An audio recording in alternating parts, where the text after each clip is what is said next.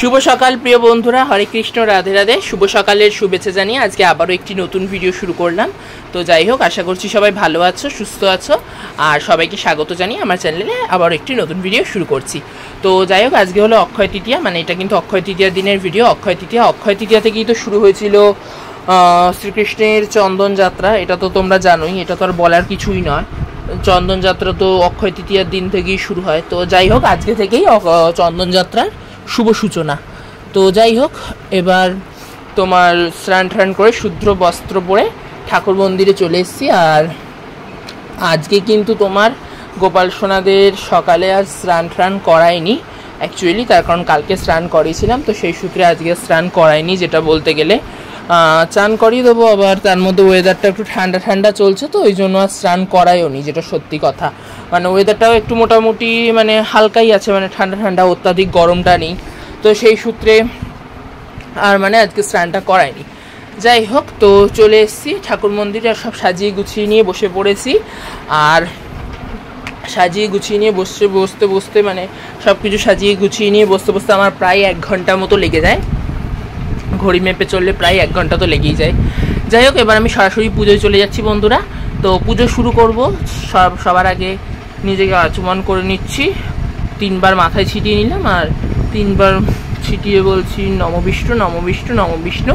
তো যাই হোক, আর একবার হাতটাও ধুয়ে নিচ্ছি একটু ভালো করে গঙ্গা জল দিয়ে। আর যেসব আমার পুজোর সামগ্রীগুলো ছিল, মানে যা যা লেগেছিলো আমার সেদিনকার, তো সব কিছুতে আমি একটু গঙ্গা জল ছিটিয়ে নিই। যাই হোক, এক ঘর দুয়ারের মধ্যে তো সব কিছু, আমি ওই জন্য একটু গঙ্গা জল ছিটিয়ে নিই। যাই হোক, তো ফুলও নিয়ে নিয়েছি। আর দেখো, ফুলগুলো কালকেই এনেছি, এর মধ্যে কতটা শুকিয়ে গেছে দেখতেই পাচ্ছ, কি অবস্থা, মানে শুকিয়ে কালো কালো হয়ে গেছে। তোমাদের তো আগেও বলেছিলাম, আগের ভিডিওতেও ভয়েস ওভারের সময় বলেছিলাম যে ফুল থাকছে না একদমই, কেন জানি না, বুঝতে পারছি না কেন এরকমটা হচ্ছে। আমিও বুঝতে পারছি না যে কেন এরকমটা হচ্ছে। এরকমটা তো সচরাচর হয় না, মানে এই গরমটা পড়লে আবার বৃষ্টির জলটা হঠাৎ করে পেলে না, মানে এরকমটা হয় মাঝে মাঝে, আমি যা দেখেছি, জানি না কেন হয়। তো যাই হোক, সবার আগে একটু ফুল টুল দিয়ে সাজিয়ে দিচ্ছি ভগবানকে, যেমন সাজাই প্রতিদিন সেরকমভাবে সাজিয়ে দিচ্ছি ভগবানকে, সুন্দর করে সাজিয়ে দিচ্ছি। আর তারপরে চন্দন লাগাবো। আর আমি কিন্তু তোমার আগে থেকেই বলে রাখছি, চন্দন কিন্তু আমি গুঁড়ো চন্দন ইউজ করেছি। আর একটুখানি কাঠ ঘষে, যে চন্দনের কাঠ হয় না, সাদা চন্দনের কাঠ, ওই সাদা চন্দনের কাঠ ঘষে একটুখানি দিয়েছি। যাই হোক, মানে বেশিরভাগটাই বলতে গেলে আমি ওই পাউডার চন্দনই ইউজ করেছি, গুঁড়ো চন্দন যাকে বলে, ওই পাউডার চন্দন, গুঁড়ো চন্দন। যাই হোক, আমার কাছে অষ্টগন্ধা চন্দনও ছিল, কিন্তু অষ্টগন্ধা চন্দন আজকে ইউজ করিনি। অষ্টগন্ধা চন্দনের বড় কৌটো আছে, কিন্তু ওটা আর আজকে ইউজ করলাম না, তার কারণ চন্দন যাত্রা তো টানা 21 দিন চলবে, মাঝে মাঝে করব। যাই হোক, কিন্তু আজকে আর করিনি।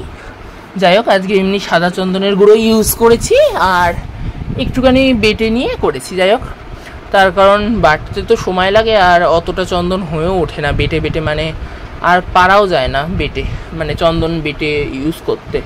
যাই হোক, আগেরবার গোপী চন্দন ছিল একটা, গোপী চন্দনটা একদম আমার শেষ হয়ে গেছে, মানে একদম শেষ হয়নি, একটুখানি আছে, ওটা আমি ইউজ করছি না ইচ্ছাকৃতই, মানে একদম একটুখানি আছে, মানে একদম সরু হয়ে গেছে গোপী চন্দনটা, ওটা মানে আর ইউজ করলে হবে না, শেষ হয়ে যাবে। এবার ওটা না আমি পাচ্ছি না দোকানে, যাই হোক পেলে আমি নিয়ে নেবো, তারপর ওই চন্দনটা ইউজ করব। যাই হোক, ওই জন্য আমি গোপী চন্দন আর ইউজ করিনি, একদম একটুখানি পুড়িয়ে পড়েছিল। যাই হোক, সেই সূত্রে ওটা ইউজ করলাম না, তার পরিবর্তে আমি গুঁড়ো চন্দনটাই ইউজ করলাম জলে গুলিয়ে। তো যাই হোক, এখন একটু ফুল টুল দিয়ে সাজিয়ে দিচ্ছি ভগবানকে। আর এই যে দেখো, গুঁড়ো চন্দনটা আমি গুলিয়ে নিয়েছি একটা বাটিতে করে, মানে একটা পাত্রে করে গুঁড়ো চন্দনটা গুলিয়ে নিয়েছি, গুঁড়ো চন্দন দিয়েছি, আর একটু 2 ফোঁটা অগরু ফেলে দিয়েছি, আগে থেকে বলে রাখছি 2 ফোঁটা অগরু ফেলে দিয়েছি। আর তার সাথে তোমার দিয়েছিলাম হলো কর্পূর, হয় না কর্পূর, ওই আরতি করবো বলে কর্পূর রেখেছিলাম, কর্পূরটা একটু ভেঙে গুঁড়ো করে দিয়েছি, মানে একটা গোটা কর্পূরও দিইনি, হাফেরও কম দিয়েছি, মানে হাফ কর্পূরেরও কম, মানে একটা চিমটি নখ দিয়ে ভেঙে ওই গুঁড়ো করে একদম গুঁড়ো করে মিহি করে দিয়ে দিয়েছি। যাই হোক, ওই 2-4 ফোঁটা অগরু, আর তার সাথে একটু কর্পূর, 1-2 চিমটে কর্পূর, আর চন্দনের গুঁড়ো, আর তার সাথে একটু গঙ্গা জল দিয়ে চন্দনটা গুলেছিলাম, মানে একটু অগরু আর কর্পূরের গুঁড়োটা দেওয়া চন্দনে ভালো। যাই হোক, আমি দিয়ে দিয়েছিলাম। আর এবার দেখো, চন্দন মাখিয়ে দিচ্ছি ভগবানদের, সব ঠাকুরকে ভালো করে চন্দন মাখাবো। আর তোমরাও কিন্তু অবশ্যই পালন করো, আশা করছি খুবই আনন্দ হবে। আমার তো খুবই আনন্দ হয়েছে, তার কারণ এই বছরটা নিয়ে আমার 3 বছর হচ্ছে, মানে 2022 করতাম হলো আমার রাধাকৃষ্ণ ছিল এই মার্বেল ডাইসের রাধাকৃষ্ণ, আর একটা মার্বেল ডাইসের একটা গোপাল ছিল, তাদের নিয়ে করতাম। আর 2023-এও বলতে গেলে আমার মার্বেল ডাইসের 2-3টে গোপাল ছিল আর 2-3টে রাধা মাধব ছিল। 2023-এও বলতে গেলে তাদের নিয়েই করতাম। আর এইবারই তো প্রথম এত গোপাল সোনা হয়ে গেছে, পিতলের রাধা মাধবও হয়ে গেছে, তো তাদের নিয়ে তো এবার চন্দন যাত্রা খুব ভালোভাবেই পালন করতেই হবে। তো সেই সূত্রে করেছি, আর সবটুকু তো তোমাদের সাথে শেয়ার করেছি। তো যাই হোক, তোমরা পুরোটা দেখো। আর তোমাদের সাথে সব কিছু যখন শেয়ার করি, এগুলোও তো মানে শেয়ার না করলে হবে না, শেয়ার তো করতেই হবে। আর এই দেখো এখন চন্দন লাগিয়ে দিচ্ছি। আর চন্দনটা আমি না লেপন করার জন্য আমি না একটা তুলি নিয়ে নিয়েছি, যেই তুলি দিয়ে আমি সোনাদের অঙ্গরাগ করি, মানে গোপাল সোনাদের গায়ে অঙ্গরাগ করি, যেই তুলিটা দিয়ে, মানে ঠাকুরেরই তুলি ওটা, আমি ঠাকুরের জন্যই রেখেছি। মানে ঠাকুরকে তো আর রং দিয়ে কিছু করি না, ওই অঙ্গরাগ করতে যখন লাগে তুলি, এছাড়া অঙ্গরাগ ছাড়া তো আর কোনো কাজেই লাগে না তুলি। তো সেই তুলিটাই আমি নিয়ে নিয়েছি ওই চন্দনটা লেপন করার জন্য, একটা তুলি নিয়ে নিয়েছি। আর চন্দনটাতে না আমার একটু জলটা মানে একটু বেশি হয়ে গেছিলো, দেখো চন্দনটা না গড়িয়ে গড়িয়ে পড়ছে খালি। যাই হোক, আমি মুছে দিয়েছিলাম, মুছে দেওয়ার পর তারপরে যখন শুকিয়ে গেল তখন ঠিক হয়ে গেল, অসুবিধা হয়নি। আমাকে আর চন্দনের পাউডার মানে গুঁড়ো চন্দন আর মানে মেশাতে হয়নি, তার কারণ চন্দন তো খুব টেনে যায় আর খুব শুকিয়েও যায় তাড়াতাড়ি। 5-10 মিনিটের মধ্যেই মোটামুটি শুকিয়ে গেল, বেশিক্ষণ লাগলো না, 5-10 মিনিটের মধ্যেই পুরো চন্দন টেনে নিল সবার গায়ে। আর আমি একে একে সবার গায়ে দেখো চন্দন কিন্তু ভালো করে লেপন করে দিচ্ছি। আর এখন আমি ভোগ দিইনি, চন্দন লেপন করে তারপরে ভোগ দেব। তো যাই হোক, তোমরা পুরো ভিডিওটা দেখতে থাকো। আর তোমাদের যাদের ঘরেও কিন্তু গোপাল বা রাধাকৃষ্ণের বিগ্রহ আছে, মানে তোমাদের যাদের ঘরে অবশ্যই আছে গোপালের বিগ্রহ বা রাধাকৃষ্ণের বিগ্রহ, তারা কিন্তু অবশ্যই এই 21 দিন ব্যাপী চন্দন যাত্রা অবশ্যই কিন্তু পালন করো। আর যাদের ঘরে ধরো বিগ্রহ নেই, তারা কিন্তু মন খারাপ করো না, আগে থেকে বলে রাখছি, যাদের ঘরে বিগ্রহ নেই তারা মন খারাপ করো না, তাদেরও মানে উপায় আছে। যদি চিত্রপট বা ছবি থাকে, চিত্রপট বা ছবি যাই হোক, যেটাই থাকলো না কেন, তো তোমরা তাতেও কিন্তু এই পদ্ধতি করতে পারো, মানে এই চন্দনযাত্রা প্রক্রিয়াটা করতে পারো। যাই হোক, তো তোমরা অবশ্যই করো। আর চন্দনযাত্রাটা কেন হয় এটা তো তোমাদের আমি আগেই বলেছি, তাও আরেকবার বলে রাখছি, চন্দনযাত্রা কেন করেছি, চন্দনযাত্রা মানে কেন করছি, এটা তো তোমাদের আগেও বলেছি, এখনও বলছি। বৈশাখ মাসের এই গ্রীষ্মের মানে বৈশাখ মাসের আগে থেকেই গরম পড়ে যায়, কিন্তু গ্রীষ্মের এই দাবদাহ থেকে বাঁচার জন্য এই চন্দনযাত্রা, মানে এই গ্রীষ্মের গরমটা তো প্রচুর পড়ে, এই টাইমে প্রচুর গরম পড়ে, তো এই গরমের হাত থেকে বাঁচার জন্য এই চন্দনযাত্রা পালন করতে হয়। মানে চন্দন তো খুব ঠান্ডা, শরীরের পক্ষে খুবই ঠান্ডা, চন্দন তো খুব ঠান্ডাদায়ক। এবার তো সেই সূত্রে চন্দন মানে মাখিয়ে রেখে দিতে হয়। আর চন্দন মাখিয়ে রেখে দিয়ে তুমি চাইলে বিকেলেও পরিষ্কার করে নিতে পারো, আবার চাইলেও সঙ্গেও পরিষ্কার করে নিতে পারো, যেটা খুশি, মানে সঙ্গেও করে নেওয়া যায় বেশিক্ষণ না রেখে, আবার বিকেলেও করা যায়, মানে সন্ধ্যা পুজো দিয়ে নিয়ে। আমি তো সেটাই করেছি, মানে আমি তো ফুল বডিতে করিনি, আমি যেটুকু করেছি আমি ওই বিকেলবেলা সন্ধ্যা পুজো দেওয়ার আগে তুলে নিতাম, ভিজা রুমাল দিয়ে একদম তুলে দিতাম। কিন্তু আমি মোটামুটি চন্দনটা এমনভাবে দিয়েছিলাম না, মানে যাতে গায়ে না লেগে থাকে। এবার ওই যে চন্দনের কাঠে ঘষা যে চন্দনটা হয় না, ওই চন্দনটা লাগালে না আবার খুব একটা প্রবলেম হয়, মানে চন্দনটা না মানে উঠতে চায় না, আর একটা কেমন সাদা ছোপ দাগ হয়ে যায়, ওটা ভালো লাগে না চোখে, মানে কেমন একটা লাগে, জানি না কার কেমন লাগে, কিন্তু আমার একটা কেমন একটা লাগে, মানে ভালো লাগে না, মানে চন্দনের একটা খুব বাজে দাগ হয়, মানে ওটা খুব বাজে লাগে, একটা ছোপ দাগ পড়ে যায়। তো ওই জন্য কী করি, ওই জন্য মানে চন্দনটা মাখিয়ে বিকেলবেলা আমি ভেজা রুমাল দিয়ে তুলে দিয়ে উঠে যায়, আমি ওই জন্যই আরও বেশি করে মানে গুঁড়ো চন্দন ইউজ করি। বলতে গেলে গুঁড়ো চন্দনটা ইউজ করলে এতটা প্রবলেম হয় না। যাই হোক, চন্দনও লেপন করা হয়ে গেছে ভগবানের গায়ে। আর এবার দেখো ধূপ প্রদীপ জ্বালিয়ে একটু ভগবানকে বরণ করে নিলাম। আগে আরতি কিন্তু করলাম না, এখন আগে একটু বরণ করে নিলাম, মানে ধূপ প্রদীপের আলো বাতাস একটু দেখিয়ে নিলাম। আর এইবার দিয়ে দিচ্ছি ভোগ ভগবানদের। আর আজকে ভোগে দিয়েছিলাম হলো বিস্কুট, তার সাথে দিয়েছিলাম আরেকটাতে খই, আরেকটা থালায় খই, আর তার সাথে দিয়েছিলাম বাতাসা নকুলদানা, খই আর বিস্কুট, আর তার সাথে দিলাম পান করার জন্য জল, আর সব কটা ভোগে একটা করে তুলসী পাতা। তো যাই হোক, এরপরে শুরু করব আরতি। আর তোমরা কিন্তু আগে থেকেই বলে রাখছি, তোমরা যারা এখন অবধি চন্দনযাত্রা পালন করছো না বা শুরু করোনি, তাদের কাছে একটাই অনুরোধ, অবশ্যই কিন্তু চন্দনযাত্রা করো। আর যাদের ঘরে অবশ্যই বিগ্রহ আছে গোপাল বা রাধাকৃষ্ণের, অবশ্যই কিন্তু পালন করো। আর যদি বিগ্রহ বা না থাকে তাহলে কিন্তু চিত্রপটেও তোমরা এই কাজটি করতে পারো। আর যাদের ঘরে ধরো লক্ষ্মীনারায়ণ আছে পেতলের লক্ষ্মীনারায়ণ আছে যাদের ঘরে, তারা কিন্তু লক্ষ্মীনারায়ণকেও এই চন্দনযাত্রা করতে পারো।